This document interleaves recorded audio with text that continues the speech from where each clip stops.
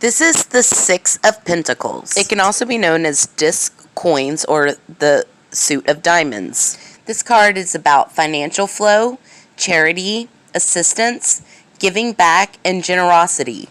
The Six of Pentacles card is about giving and receiving and the balance between them.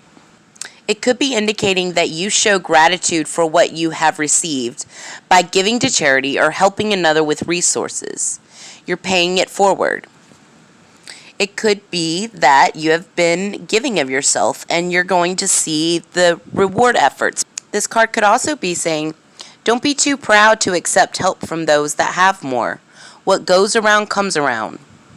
Pay attention to how you use your energy and resources. If you feel resentful or exhausted, look for ways to give in a more balanced manner. And if you're not getting what you expect in a situation, look at what you're giving. Even if we have very little in a material sense, there is always some way that we can give. This is a card of the minor arcana, so it's going to relate to the everyday kind of stuff, not necessarily major events. As a member of the Suit of Pentacles, that means it's a card referring to the body or the material realm. Things such as health, money, work, security, and solid reality. It's associated with the element of earth. Earth is one of the four classical elements in esoteric systems. It's associated with heaviness, matter, and the terrestrial world. Its direction is north. This card is associated in numerology with the number 6. 6 is the number of harmony and balance, love and happiness, service and social responsibility. 6 represents initial success and a chance to take a break, and it's also a sign of the work that remains to be done. 6 represents compassion and generosity and taking care of everyday needs. It's associated with the third eye chakra, which relates to perception and intuition. The Six of Pentacles is associated with the moon. The moon is Earth's only natural satellite. Rather than having its own light, it actually reflects the light of the sun. In astrology, it's associated with our instincts, the unconscious, emotions, secret dreams, and the feminine aspect. This card represents the moon influencing Taurus. The moon being in Taurus means that there's going to be some sort of emotional need tied to having physical and material security. However, it's also true that people with this influence, or when the moon is in Taurus, you'll find that material things naturally come to you and are attracted to you. Unless there's something out of balance there, people with this influence generally have a natural way of manifesting what they need and not being, generally aren't fearful of lack. However, if for whatever reason they do feel a sense of lack or not having their material needs met, this will cause their foundation of courage to be shaken very much. It's more difficult for them to be emotionally well if they are not having their physical and material needs met in this world. Whereas some people can go without better than others would. And it not as easily or quickly break them down emotionally. Which is why this card is saying that it's important to make sure you're giving in a balanced way and not in a way that is people pleasing and you're not replenishing the well. As well as make sure you're taking care of others isn't actually just enabling them to continue being irresponsible and bad stewards of their own material wealth. The key esoteric symbols here are, of course, the pentacles, which are in some decks called coins or even diamonds or discs, represent the element earth. They symbolize money, the material world, security, and nature. Then we have the scales, which is a common symbol for justice, truth, and fairness, or balance. Next, we have castles to represent the material manifestations of our goals. They also symbolize protection, civilization, and society. The Six of Pentacles is associated with the root chakra, Muladhara. It's the first chakra at the root, and it's often symbolized by the color red. It connects us with the earth. It's located at the base of our spine, at the perineum. It's the chakra of grounding, survival, and manifestation. When this chakra is balanced, we feel secure and present, and we're able to take care of our worldly needs and be open and vulnerable with others. When this chakra is unbalanced, we feel scattered and insecure. We may act selfishly and will be easily defensive. This card also represents Hexagram 42 in the I Ching, meaning augmenting. It is Yi. It indicates that in the state which it denotes, there will be advantage in every movement which shall be undertaken, that it will be advantageous even to cross the great stream. The Six of Pentacles is also associated with Hexagram 50 fine, meaning abounding. It is Fang. It means abundance, a goal reached, ambition achieved. It intimates progress and development. When a king has reached the point which the name denotes, there is no occasion to be anxious through fear of a change. Let him be as the sun at noon.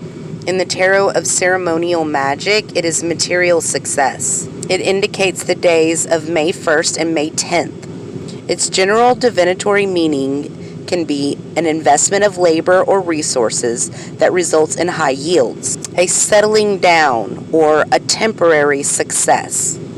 The Six of Pentacles is associated with two archangels and two opposing demons. Namamiya, or Numemeya, is the 57th name of God, Deus Amabilis, the lovely God. To invoke this angel, recite Psalms 115:11.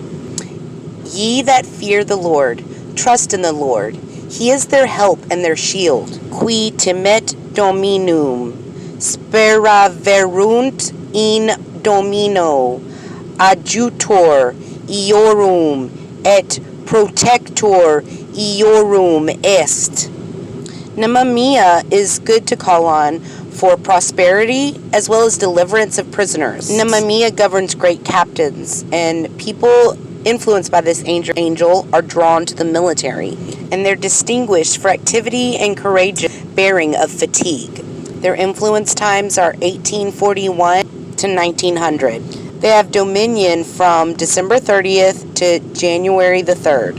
His attribute is praiseworthy God. He corresponds to the holy name of Popa in the language of the Cyrenians. His ray commences from the 281st degree up to the 285th degree inclusive, corresponding to the 29th decade into the angel called Suro, under the influence of Mars. He also rules over the following individual days: May 15th, July 26th, October 6th, December 17th, and February the 27th. This angel and those who follow up to the 63rd belong to the 8th order, which the Orthodox call the Choir of Archangels.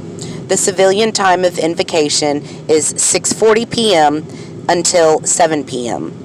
Influence of this angel brings prosperity in all things and helps to deliver prisoners.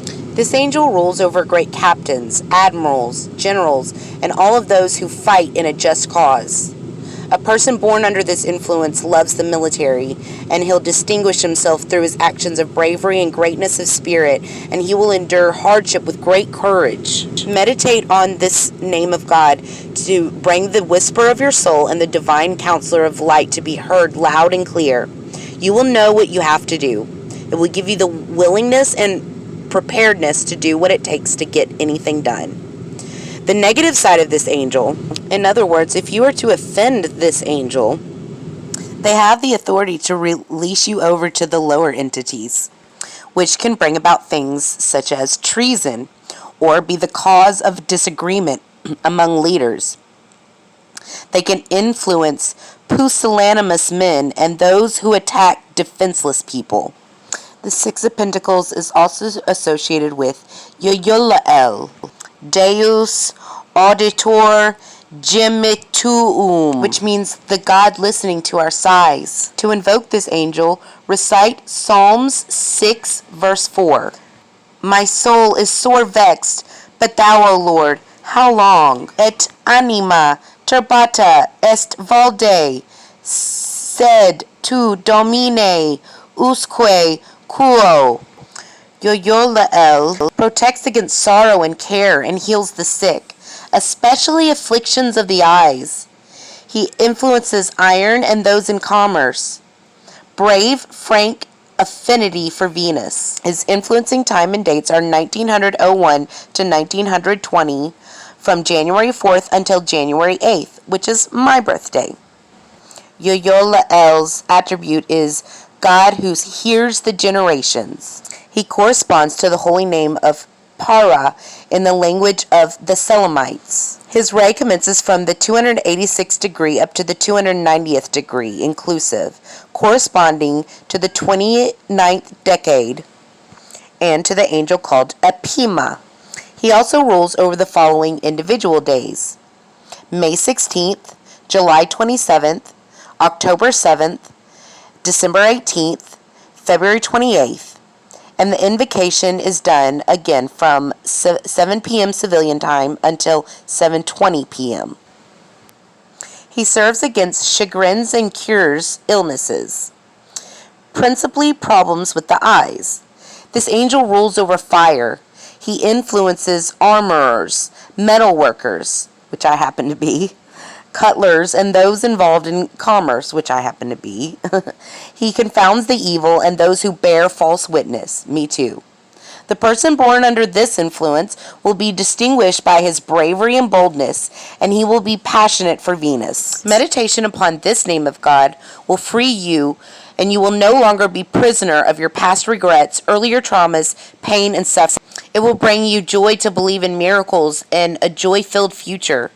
You will gain the courage to let go, letting go of everything, period.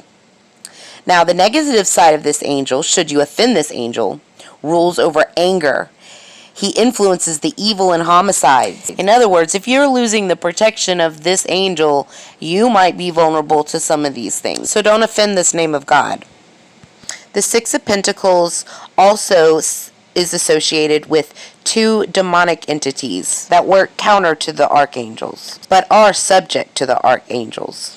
The first is the fifth spirit of the Goetia, whose name is Marbus. He claims to be a great president, and appeareth at first in the form of a great lion, but afterwards, at the request of the master, he putteth on human shape. He answereth truly of things hidden or secret. He causeth diseases, and cureth them. Again, he giveth great wisdom and knowledge in mechanical arts, and can change men into other shapes. He governeth 36 legions of spirits. He is a day spirit. Next we have Focalor, the 41st spirit of the Goetia, who is a night spirit. He claims to be a mighty duke and strong. He appeareth in the form of a man with griffin's wings. His office is to slay men and to drown them in the waters, and to overthrow ships of war, for he hath power over both winds and seas. But he will not hurt any man or thing if he could be commanded to the contrary by the exorcist. He also hath hopes to return to the 7 thrones after 1,000 years. He governeth 30 legions of spirits. Now these lower entities are never your friends, no matter what they may lead you to believe, and you should never ask any favors from them. However, these entities do show up in our lives, and when you know they're there, you have the authority under God to command those spirits and cast them out and have dominion over them, not the other way around. But be careful, do not mess with them and don't play with them. You just cast them out and command them to be gone and leave you alone. Don't play with them. Call upon the name of God and the 72 names of God to cast them out. And that concludes this comprehensive summary of the meanings and esoteric symbolism behind the Six of Pentacles.